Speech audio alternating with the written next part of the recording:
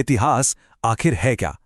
क्या ये सिर्फ कुछ राजाओं, उनकी लड़ाइयों और उनकी तारीखों को रटने का नाम है, या फिर इससे कहीं ज्यादा कुछ है?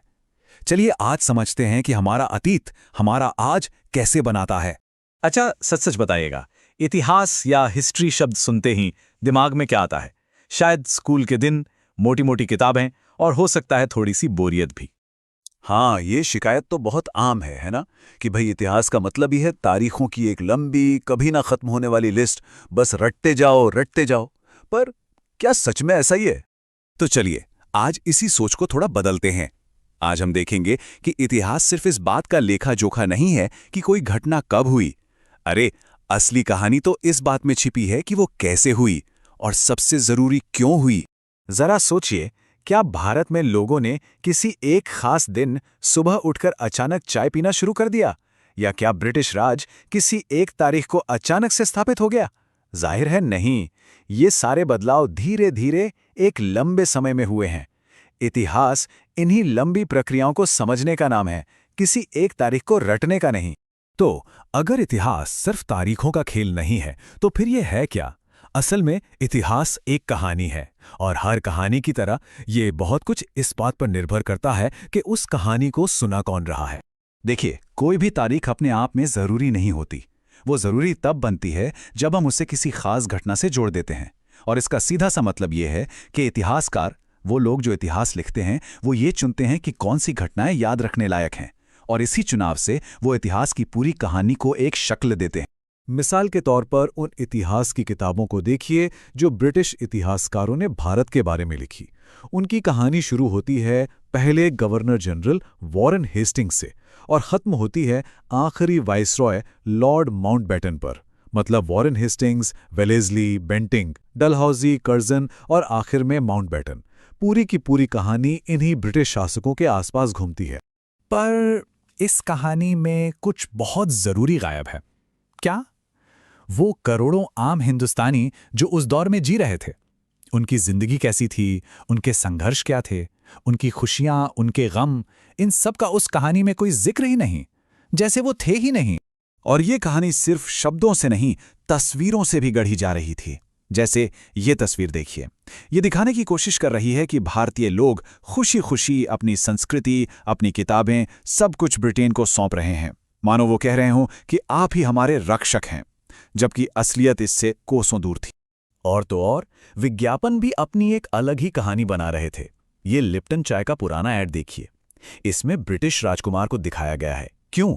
ताकि चाय को एक शाही, एक हाई क्लास चीज के तौर पर दिखाया जा सके। मतलब ये सिर्फ चाय नहीं बेच रहा था, ये एक विचार बेच रहा था। और ये तस्वीर तो एकदम साफ दिखाती है कि कैसे तस्वीरों को प्रोपेगेंडा के लिए इस्तेमाल किया जा सकता है। 1857 की क्रांति के बाद अंग्रेजों ने ऐसी तस्वीरें बनवाईं जिनमें भारतीय सिपाहियों को लालची, दुष्ट और बेरहम दिखाया गया। ऐसा इसीलिए किया गया ताकि वो अपने क्रूर शासन को दुनिया के सामने सही ठहरा सकें। सब नजरिया का खेल है। अच्छा, अब आगे बढ़ते हैं। अब हम ये देखेंगे कि इतिहासकार इतने लंबे समय को, यानी अतीत को, बांटते कैसे हैं, और ये बंटवारा हमारी सोच पर क्या असर डालता है। देखिए, अतीत तो बहुत लंबा है, उसे एक साथ समझना मुश्किल है। तो इतिहासकार क्या करते हैं, वो इसे अलग अलग हिस्सों या दौर में बांट देते हैं। इसी को अंग्रेजी में पीरियडाइजेशन कहते हैं। ऐसा करने से हमें किसी एक खास समय की बड़ी बड़ी बातों और उसकी खासियतों पर ध्यान देने में आसानी होती है।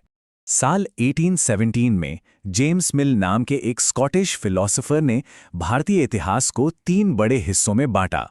पहला हिंदू काल, दूसरा मुस्लिम काल और तीसरा ब्रिटिश काल। ये बंटवारा काफी मशहूर भी हुआ, पर इसके साथ एक बहुत बड़ी दिक्कत थी मिल की सोच में। उनका ये बंटवारा एक बहुत ही पक्षपाती यानी बायस्ड सोच पर टिका था।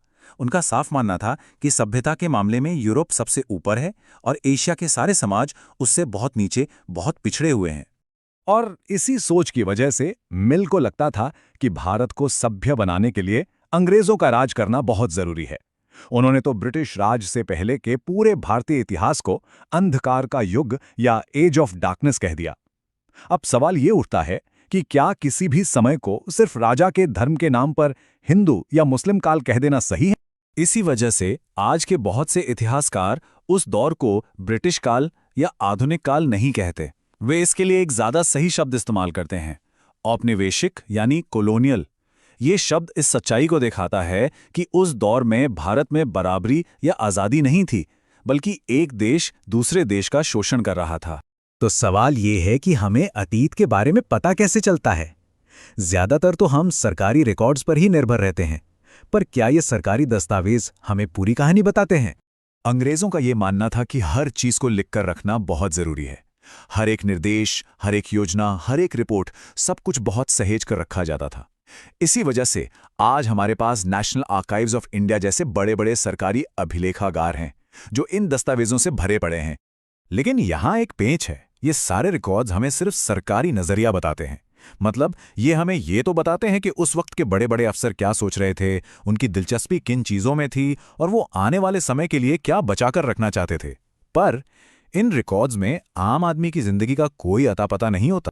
इस फर्क को समझने के लिए ये एक जबरदस्त उदाहरण है। साल 1946 में नेवी में एक विद्रोह हुआ। इस पर सरकारी रिपोर्ट क्या कहती है? वो कहती है स्थिति पूरी तरह से नियंत्रण में है और कोई हिंसा नहीं हुई है, सब कुछ ठीक है। अब जरा एक अखबार की रिपोर्ट देखिए जो कहती है हमें जो खाना दिया जा रहा है वो इंसानों के खाने लायक नहीं है, वो दाल रोटी तो जानवर भी न खाएं। देखिए, एक ही घटना पर दो रिपोर्ट और दो बिल्कुल अलग अलग कहानी। तो अगर सरकारी रिकॉर्ड्स पर पूरी तरह भरोसा नहीं किया जा सकता, तो फिर एक इतिहासकार सच जानने के लिए और कहाँ देखे और क्या-क्या जरिए हैं हमारे पास? खुशकिस्मती से हमारे पास दूसरे कई स्रोत भी हैं, जैसे लोगों की पर्सनल डायरी, तीर्थयात्रियों और मुसाफिरों के लिखे हुए सफरनामे, बड़ी बड़ी हस्तियों की आत्मकथाएं, उस दौर के अखबार, समाज सुधारकों की लिखी किताबें, यहाँ तक कि कविताएं और उपन्यास भी। ये सब हमें एक अलग ही तस्वीर दिखाते हैं। पर यहाँ भी एक बात याद रखनी होगी, ये सारी चीजें भी ज्यादातर पढ़े लिखे लोगों ने ही लिखी हैं। एक आम किसान, एक आदिवासी या मिल में काम करने वाले मजदूर की कहानी अक्सर इन पन्नों में भी नहीं मिलती। तो आखिर में इतिहास को समझना किसी जासूस के काम जैसा है। ये सिर्फ ये जानना नहीं है कि क्या हुआ, असली सवाल तो ये पूछना है कि ये जो कहानी हमें सुनाई जा रही है, ये किसकी कहानी है, और उससे भी ज्यादा जरूरी सवाल, इस कहानी में किसकी आवाज को शामिल नहीं किया गया।